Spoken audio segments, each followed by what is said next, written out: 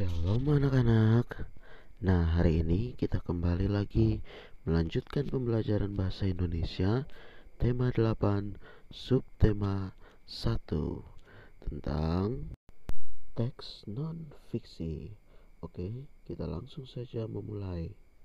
Selanjutnya, kita akan mempelajari tentang menuliskan peristiwa yang terdapat pada teks non-fiksi. Nah, anak-anak perhatikan pada layar kalian. Berikut adalah cara membuat peta pikiran. Ya, ini sudah dijelaskan berulang-ulang. Jadi, Pak harap anak-anak bisa lebih mahir lagi setelah mendengarkan penjelasan ini. Yang pertama, tuliskan satu tema besar pada bagian tengah kertas.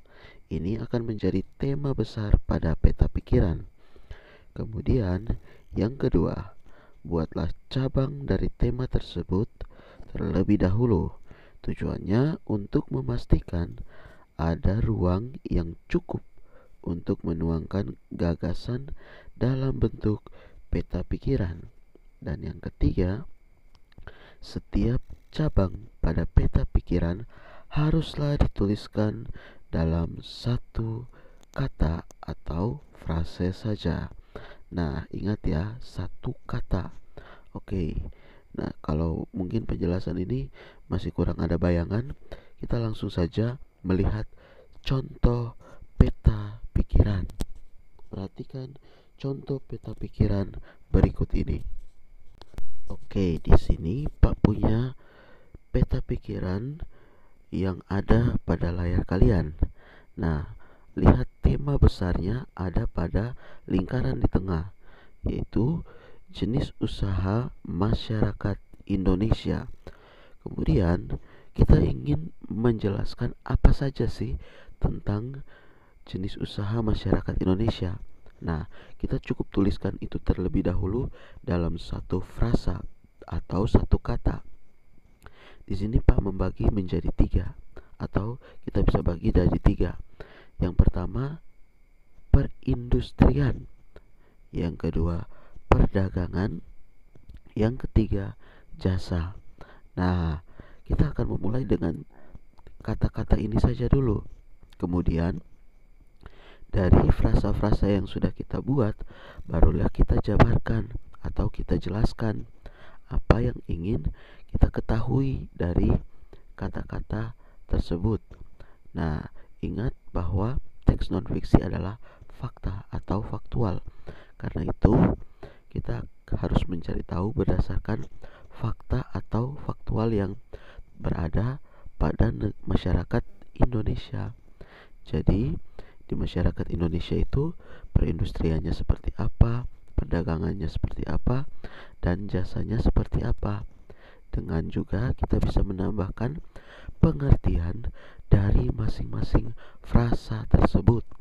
Nah, ini kemudian bisa dikembangkan menjadi sebuah teks non-fiksi. Oke anak-anak, Pak harap bisa dipahami dengan baik.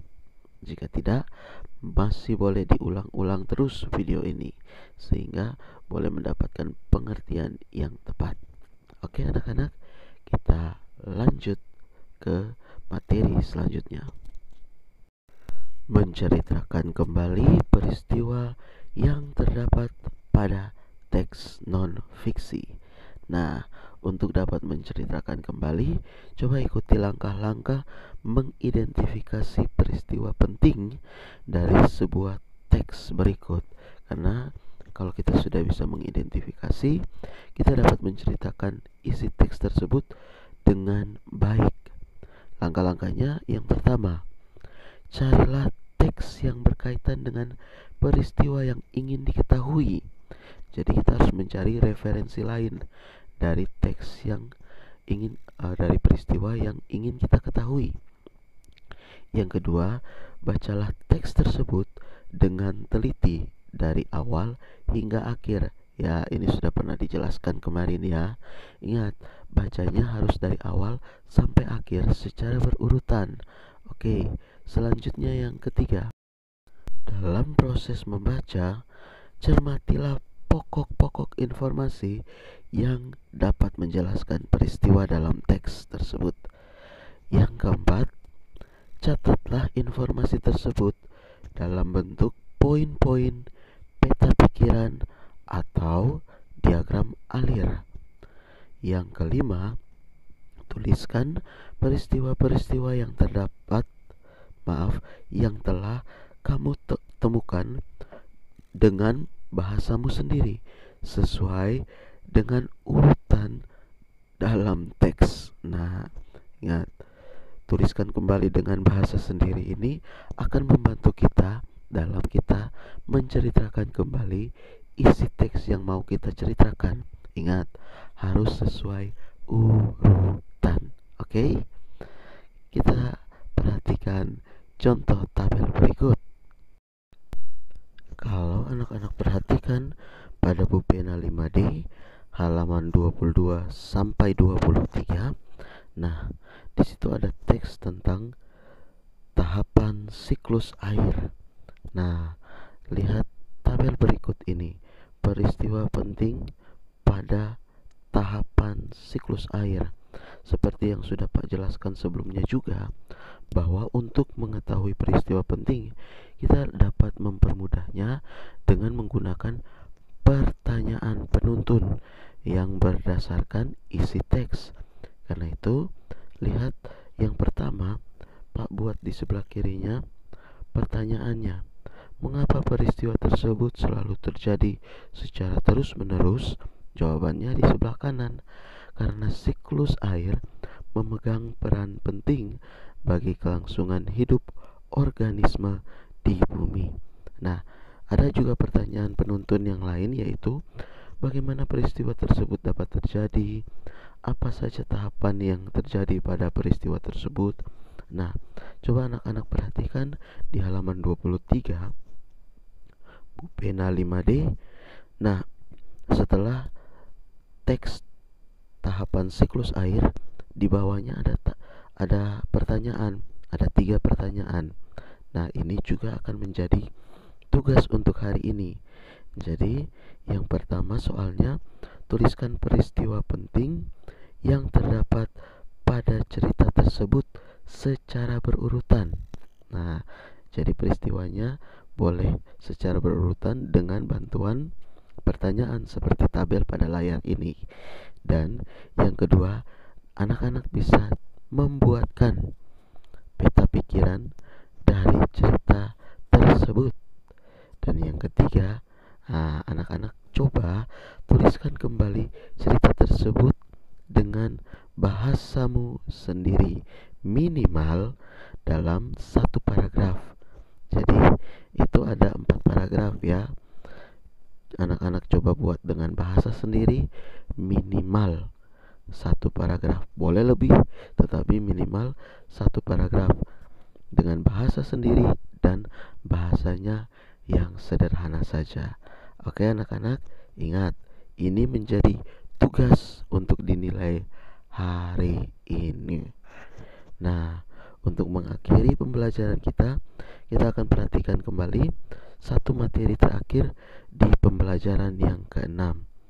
Oke, perhatikan pada layar kalian. Mendiskusikan peristiwa yang terdapat pada teks non-fiksi. Anak-anak juga bisa melihat materinya pada halaman 25 buku pena 5D. Nah, teks non-fiksi seperti yang sudah pernah dijelaskan memiliki beberapa jenis.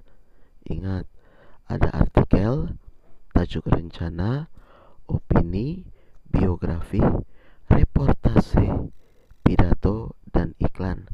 Anak-anak boleh mencari referensinya sendiri melalui internet. Contoh dari artikel seperti apa, tajuk rencana itu seperti apa, sehingga boleh dilihat perbedaan-perbedaannya. Kemudian, teks non-fiksi itu juga berisi informasi faktual. Ingat, faktual atau kenyataan, atau berdasarkan hasil pengamatan pengarangnya. Ya, hasil pengamatan dan juga bisa juga hasil wawancara. Jadi, Sebenarnya untuk materi terakhir, kalau kita masuk, Pak ingin kita berdiskusi tentang teks yang ada pada halaman 25. Tetapi karena tidak bisa ingat tugas anak-anak tadi pada halaman 22 dan 23. Sehingga untuk materi hari ini sampai di sini saja dan kita akan akhiri pembelajaran ini. Ingat untuk tetap mempelajari dengan baik, mengulang video materi penjelasan ini berulang-ulang sehingga dapat lebih memahami. Oke anak-anak, demikian pembelajaran hari ini. Sampai jumpa pada pembelajaran berikutnya. Ingat, minggu depan kita akan memulai penilaian harian 2. Selamat belajar, Tuhan Yesus memberkati. Shalom.